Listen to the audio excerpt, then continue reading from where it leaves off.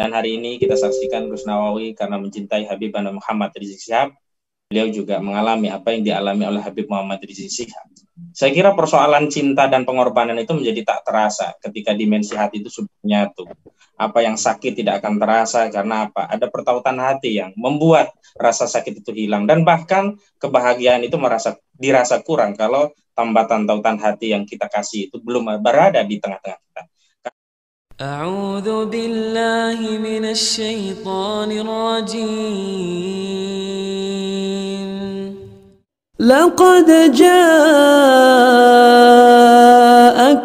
rasulun min anfusikum azizun 'alaihi ma 'anittum harisun 'alaikum bil mu'minina raufur rahim. Dari situ terus kemudian ditambah lagi kezaliman demi kezaliman yang beliau alami, membuat saya jatuh cinta, kurang lebih seperti itu. Dan beberapa, bukan hanya saya, mungkin beberapa juta umat, ya. Kalau menurut salah satu penelitian itu, beliau itu sekitar 20 juta, Ustaz. 20 juta kurang lebih mengikut setiap beliau itu. Nah, dari situ terus kemudian saya punya anak, alhamdulillah laki-laki. Kemudian kok pas pada saat itu saya bisa diberikan kesempatan bertemu dengan Habib Rizik di Pasuruan, waktu itu di Rejoso, di pondoknya Habib Abdurrahman Al-Maktoum. Saya sampaikan kepada beliau, minta izin untuk saya memakai nama seperti nama beliau. Tapi ternyata waktu itu beliau menyampaikan kalau pakai nama saya Muhammad Rizik. Nah, ternyata saudara saya yang ada di Jember itu punya anak juga, sudah pakai nama itu Muhammad Rizik juga. Akhirnya saya tidak pakai Muhammad Rizik, saya ganti menjadi Habib Rizik. Habib juga. Jadi Habib, tapi bukan karena punya darah habaib ya, tapi namanya darah saja ya. Secara lugotan, secara bahasa Habib itu kekasih. Ya, saya menggunakan makna bahasanya, bukan makna itu.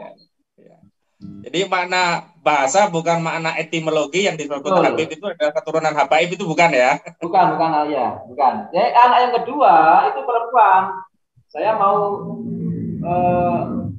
mencari celah bagaimana caranya biar ada titik temunya dengan Habib Rizik. Ternyata Allah mengasih jalan. Pas hari kelahirannya, kok pas tanggal 24 Agustus. Persis seperti ulang tahunnya beliau. Iya. Jadi terus pada saat saya ditahan, kok pas juga bersamaan dengan beliau ditahan pada malam yang sama. Dan dengan kasus yang kurang lebih sama, ada kemiripan lagi. Iya. Makanya saya terus terinspirasi, saya bikin surat itu. Baik. Saya bikin surat, saya waktu itu mikir, gimana caranya surat ini bisa sampai ke Habib Rizik? Sepertinya mustahil.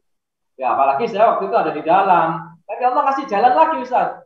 Saya diketemukan dengan salah seorang Ustaz, Zainul Muslim tadi itu, yang saya kenal sebelumnya, sebelum saya masuk itu saya kenal di luar.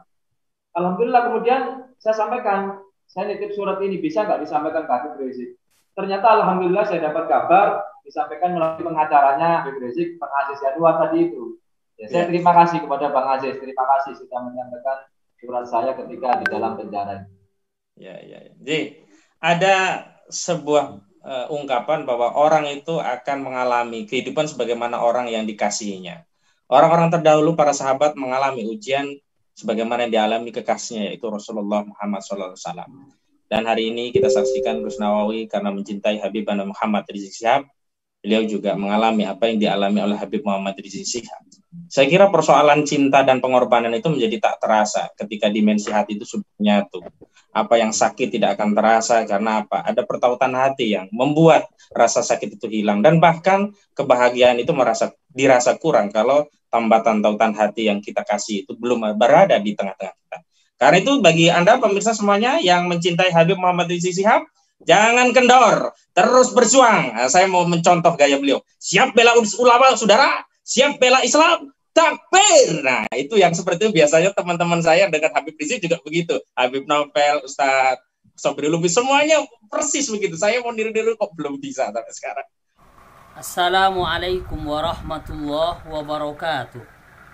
Bismillahirrahmanirrahim. Alhamdulillahi rabbil alamin.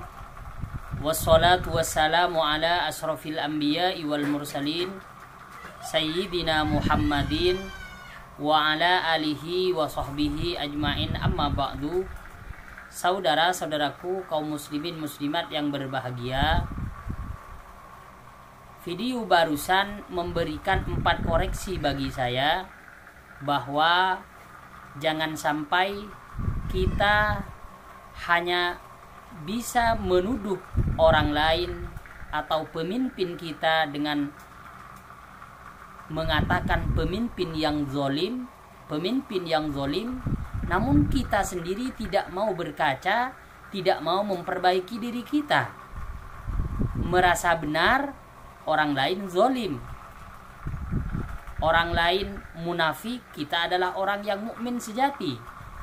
Yang demikian juga kurang baik. Jadi baiknya kita perbaiki diri kita, semuanya insya Allah akan mempengaruhi terhadap pemimpin kita.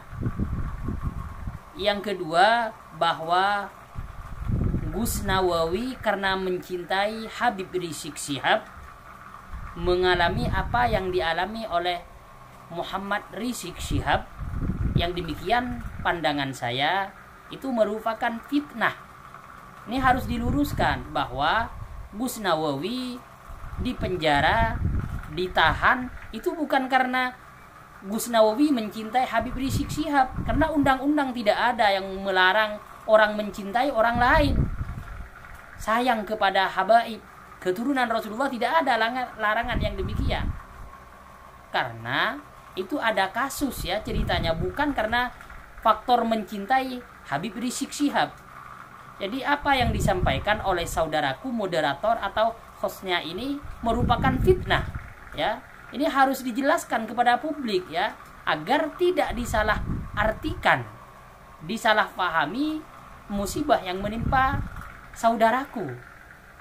Soalnya yang moderatornya, yang diwawancari semuanya Gus Ustadz semua. Jadi pastinya memahami bahwa fitnah itu merupakan dosa yang besar, bahkan lebih daripada membunuh. Di dalam Al-Quran dijelaskan, wal fitnatu asyaddu minal qatli, fitnah itu lebih berat daripada membunuh. Jadi itu yang harus saya sampaikan kepada saudaraku ya. Jangan sampai perkataan saudara hanya menimbulkan ketidaksukaan orang lain kepada saudara, karena apa yang disampaikan sudah tidak sesuai dengan faktanya. Itu yang kedua. Yang ketiga, harus saya sampaikan bahwa mencintai para habaib itu memang kewajiban kita. Namun kita harus pahami juga bahwa ketika habaib memang ada yang salah, tidak sesuai, karena ukurannya habaib itu sesuai apa tidak, itu ukurannya ajaran agama Islam itu sendiri. Jadi siapapun habaib, kiai, ustadz, kalau sudah tidak sesuai, maka kita wajib untuk mengingatkannya, jangan didiamkan saja. Karena teman yang baik selalu mengingatkan saudaranya jika saudaranya dalam keadaan yang salah, langkah yang salah. Jadi hemat saya, harusnya kita telaah lagi apa yang ingin disampaikan agar tidak main asal saja. Karena video yang dibuat barusan itu ditonton oleh banyak orang, oleh generasi muda bangsa ini. Tentunya orang itu akan bingung, ini gimana kok ada orang mencintai orang lain kemudian dimasukkan ke dalam sel atau di penjara. Ini kan tidak masuk akal gitu, tidak rasional. Makanya penting disampaikan secara utuh, secara keseluruhan, agar orang yang menontonnya bisa memahaminya dan bisa mengambil hikmah dari semua kejadian tersebut, bisa mengambil sisi baiknya dari setiap apa yang menimpa diri kita semua, menimpa tokoh-tokoh kita semuanya. Yang kelima, bahwa mengenai Habib Rizik Syihab ditahan, itu tentunya pasti ada kesalahan yang dilakukannya. Tidak mungkin dia tidak melakukan kesalahan langsung ditangkap. Kenapa? Karena ada banyak pengikut beliau. tentunya ada kesalahan yang tidak sesuai dengan undang-undang yang ada, yang disepakati di tanah negeri ini, di negara tercinta ini, negara Indonesia. Jadi dahulukan akal sehat, dahulukan pemikiran yang matang, agar apa yang kita sampaikan selalu mendatangkan manfaat buat dirinya, buat keluarganya, buat masyarakat, ataupun bangsa ini. Mungkin hanya ini yang dapat saya sampaikan. Ihdinas siratal mustaqim, siratal anbiya'i wal mursalin. Assalamualaikum warahmatullahi wabarakatuh.